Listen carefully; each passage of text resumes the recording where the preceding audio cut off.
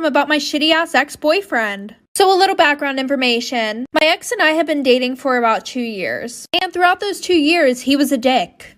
He would cheat on me, talk to other girls more than me, but of course I pretended that everything was perfect in my relationship. I would brag to all these people about how my relationship was so good, blah blah blah, and everything else. Because it's embarrassing whenever bitches can talk shit because your relationship is very toxic. Like, listen to this bullshit. The whole 2 years we were dating, I had over 10 girls DM me on Instagram saying that they screwed my boyfriend at his house. I never confronted him about it. I was just one of those girls that cared way too much about what everybody else thought. Okay, now fast forward. And it was a Friday at school, and Thanksgiving break was the following day. And him and I have this whole plan to spend the whole break together, because literally a week before that, he was on vacation in North Carolina for 2 whole weeks. Well, instead of going with him after school, I decided to go home, get an overnight bag like for part 2. Part 2 about my shitty ex-boyfriend. So like I said, the original plan was for us to go together to his house after school. But I was like, I'm going to be spending the whole week over there. I should probably pack some clothes and get a shower. So after school, he drove me to my house. And he said that his parents wanted to have dinner together, so he had to go back to his house. And he would pick me up later.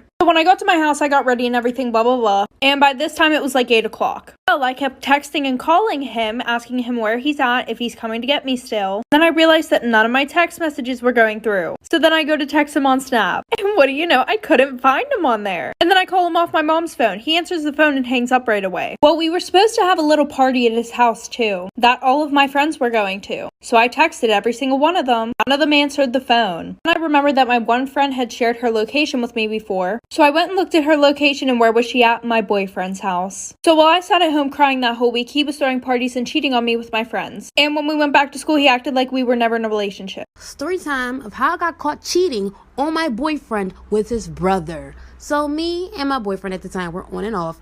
Our relationship was really toxic and I was tired of the whole relationship. And everything started to go downhill when he cheated on me and I took him back. I know, stupid, but I really wanted us to work, so I stayed with him. But throughout the relationship, I was very insecure. I constantly thought he was cheating on me, so I started talking to other guys. One of them being his brother. And his brother was the biggest player of them all, but I didn't care as long as I wasn't stressed about what my boyfriend was doing. So one day after school, I met up with his brother at his house and we got it on.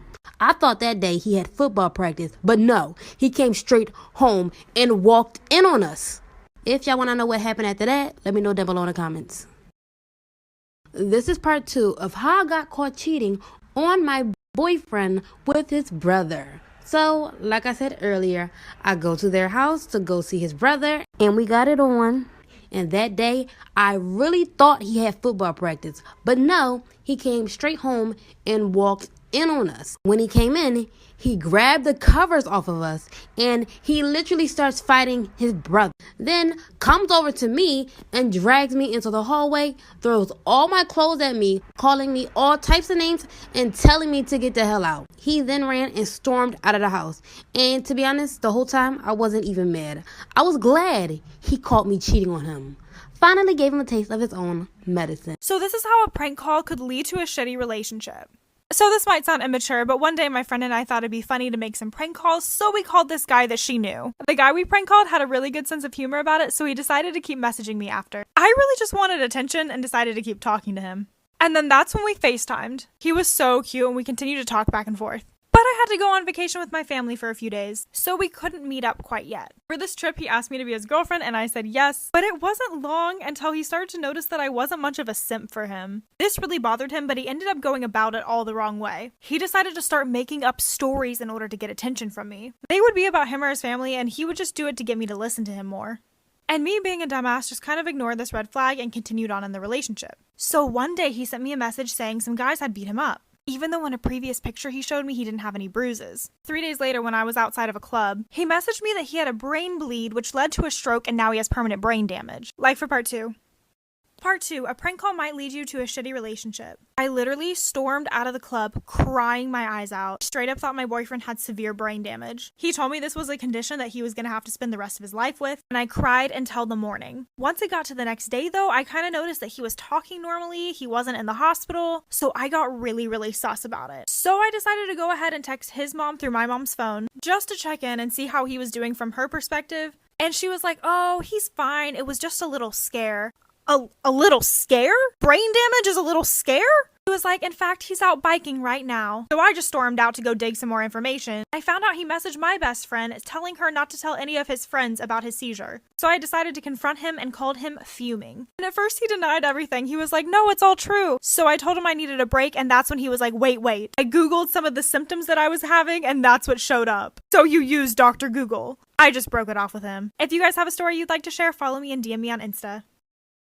Story time about how my ex caught me cheating on him. My ex was the biggest player in my college. All the girls knew him and everyone warned me not to hang out with him. Of course I didn't listen. He asked me to be his girlfriend and I said yes, of course. We had been going out for a few months, but every time he would go to a frat party, I would hear from someone else that he had been cheating on me or that he was trying to hook up with other girls. And I would ask him about it, he would absolutely deny it and say that people were just trying to separate us because they were envious of our relationship. I believed him a little bit, but something told me I shouldn't. So of course I decided to check his messages, and guess what? I found a bunch of messages between him and girls that he went to class with. I confronted him and he denied everything. He said those were not his messages and that I was probably making things up. He deleted the messages before I could take screenshots. It was around the time of my birthday and I was planning a party, and I told him he couldn't come to my party because I was upset at him. I made sure to invite a friend of his to my party who I knew had a crush on me. So his friend and I got really cozy at my party. We started hanging out every single day after comeback from part 2. So my cheating boyfriend didn't show up to my birthday party. Instead, I invited one of his friends who I knew had a crush on me. Let's call him Bob. Well, Bob and I started hanging out all the time. Behind my boyfriend's back, of course. My boyfriend and I would hang out less and less. Well, Bob started catching feelings and he asked me to break up with my boyfriend and to basically come clean to him, and I said no. I had no intention of leaving my boyfriend. I just wanted to get revenge. And honestly, it felt really good to do that. Bob got really upset because I didn't want to break up with my boyfriend, and he went off. I started hearing rumors around the school about me hooking up with Bob. My boyfriend asked me about it, and I said, I don't know where that's coming from. I haven't hooked up with anyone. My boyfriend didn't believe me. My boyfriend went to a party that night and he didn't invite me, which, of course, you know what that means. I asked Bob if we could hang out, so I went over to his place. We're on his couch kissing, and my boyfriend comes in through the door. Part 3. So while I'm hooking up with Bob on his couch, my boyfriend walks in through the door. Bob got up from the couch and went and stood next to my boyfriend. And my boyfriend just begins to say, I knew that you were cheating on me. You see, I knew it. Rumors were true. And I said, well, you've been cheating on me for months since we started dating. Then Bob pipes up and says, look, I'm sorry I did this to you, but it had to be done. I slowly started to realize that I had been set up by both of them. I went back to my dorm and I didn't speak to them for a few days. My boyfriend was calling and begging me to get back with him. He said he would forgive me for the cheating if I forgave him for cheating on me. But Bob was also messaging me asking me to be his girlfriend. He said he'd never cheat on me like my boyfriend did and that he really had feelings for me. Well, I didn't get back with my boyfriend, but we're hooking up. And I'm still hooking up with Bob too, but I made a promise that he wouldn't tell my ex. I did find out that my ex cheated on me with 15 girls, and that's on toxic. Story time about the psycho neighbor that stalked me. So, when I graduated college, I moved into a new apartment. When I first got there, I was moving my things in, and my neighbor introduced himself and helped me move a couple of things upstairs. After we had got done, he asked for my number, but I told him I wasn't really looking for a relationship. But he said, let's just swap numbers just in case, a fire happens. So I gave him my number and I really didn't think nothing of it. Maybe a week later, he starts knocking on my door and giving me gifts just about every day, like teddy bears and flowers. Then maybe about 2 weeks later, I told him to stop because I wasn't really interested in him. So the next day, I wake up to make coffee and take out trash. When I pass my living room, the teddy bear gift that my neighbor gave me makes a click noise. When I quickly rip the teddy bear open, it's a camera inside. Like for part 2 about the psycho neighbor that stalked me. So, like I said earlier, the teddy bear gift that my neighbor had gave me makes a clicking noise. When I quickly rip the teddy bear open, it's a camera inside, and I go into a panic mode. Out of nowhere, there's a knock on my door, and it's my neighbor. He says, "Good morning, it's me again. You left your trash too close to the curb, so I moved it for you."